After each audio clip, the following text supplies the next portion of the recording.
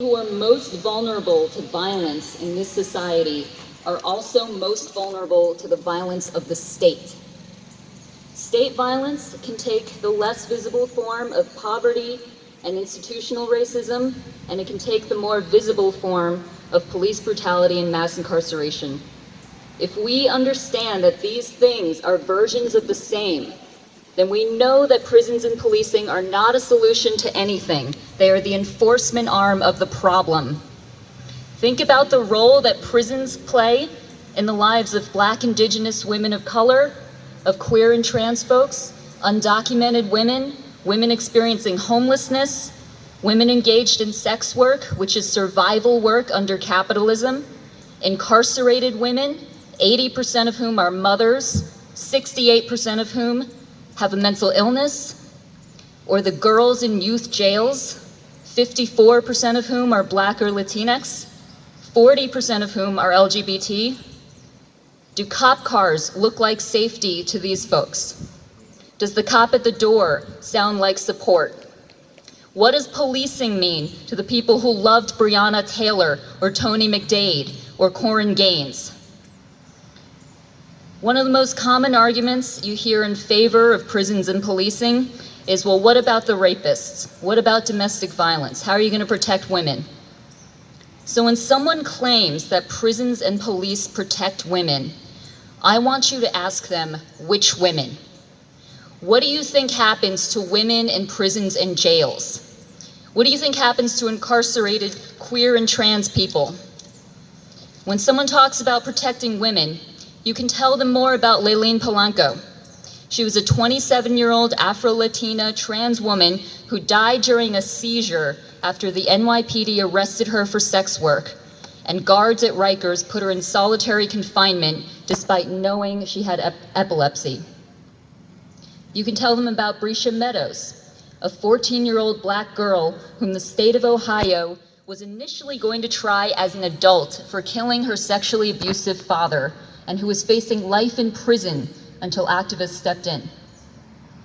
Tell them about Edna Mann Correctional Facility. You should all look this up when you get home. Edna Mann, M-A-H-A-N, in Clinton, New Jersey, a women's prison that is notorious for rampant sexual abuse by staff. Tell them that trans people in prisons are 10 times as likely as cisgender people to be sexually assaulted, and 5 times as likely to be sexually assaulted by staff. Ask sex workers about the constant threat that police pose to them, including the threat of sexual assault and rape. Ask about the domestic violence survivors, mostly Black and brown, who get arrested for fighting back against abuse because of mandatory arrest laws, or the undocumented women who reported domestic abuse and were turned over to ICE, or the exploding number of undocumented single mothers our government is deporting. This system that people insist women need for protection is a massive driver of violence against the most vulnerable women. And this is not incidental. It's not a bug that can be fixed with reforms. If we look back to the first groups of people to name rape and domestic violence as a structural problem in the US, it wasn't the state. Feminists of color and lesbian feminists were the first people to demand support systems for survivors in the 70s, when marital rape wasn't even illegal in any state, when there was no such thing as domestic violence shelters. And these feminists were vehemently opposed to working with the police because they knew the criminal legal system was one of the biggest threats to them as queer women, as women of color, as poor women, and as survivors.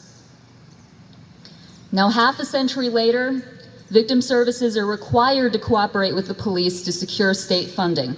So we have let our imagination get tied to the police too.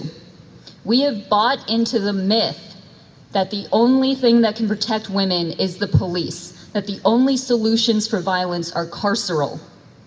So we need to learn our history and respect the work of the Black and brown and queer feminists who understood the danger that prisons and police posed to them. They understood that the police were not there to help them, that they were the people the carceral system was designed to keep in check. So what is there for survivors of violence besides prisons and police? If you're a Black trans woman who's been harmed, what is there in the society that's made to support you? Abolitionists want to understand the root causes of violence. If we're serious about addressing harm at the systemic level, then first, we have to move beyond our obsession with revenge against individuals. We need to pour our energy into building better things than the violent structures we are all steeped in. Instead of throwing certain classes of men in prison for causing harm, we should be asking, what in our society makes it likely that men and boys who've been abused will seek out and actually get support so that they don't continue the cycle of abuse? When you take someone who's used violence and put them in a cage for 10 years, have those 10 years of dehumanization made them less likely to use violence, or less likely to buy into toxic power structures, or better equipped to build healthy relationships? What kind of teacher is a prison? What is there about the soul death of constant surveillance and the threat of arrest that could possibly help people raise boys who are emotionally healthy, who are whole and willing to be open and vulnerable? At what point in a young person's education do they learn how to engage in equitable relationships? Not just that they should, but the actual skill set to be able to.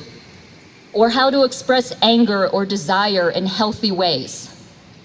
And are any of these kinds of services, these kinds of programs, given a fraction of the funding that police and prisons get? This society wounds and deadens people in a million mundane ways. We churn out hurt people who then go on to hurt people. Then we pat ourselves on the back for managing to put the poorest of them in cages. We need to start understanding that prisons and policing are obstacles to building caring communities, that they are obstacles to the world we really want. We're trying to paint a watercolor and we are only being given a hammer. And if you think we can pick and choose a la carte and just keep the parts of the system that punish the Amy Coopers and the killer cops, then we are still not getting what the system is really for. Prisons and policing exist to protect the interests of the wealthy and powerful against anyone who might dare to demand a good life. And if we keep legitimizing and relying on this system, thinking, well, this time we can use it to get justice, then we are signing on for the violence and social control that are its actual purpose. Pouring more money and political will into reforming prisons and policing has never liberated anyone. If we want safety and flourishing and not just more harm, if we care about Black women and queer and trans people, we have to have the courage to start at the root of the problem. We need to sever our ties to institutions that kill the most vulnerable people in our communities while claiming to protect them. We have to start building structures that are based in care, not dominance and acquisition and white supremacy. We need transformative justice, universal health care, including mental health services, the environmental justice that Black and Indigenous people are fighting for around the world. We have to put down the hammer and learn to rely on each other. So if you want to join this fight locally and start building the world we all deserve, check out Montclair Beyond Policing. We have posters and flyers over by the tent. There's a sign-up sheet, I think, also. You can find us on Facebook or Instagram at Montclair Beyond Policing. Funds communities, not cops. Thank you.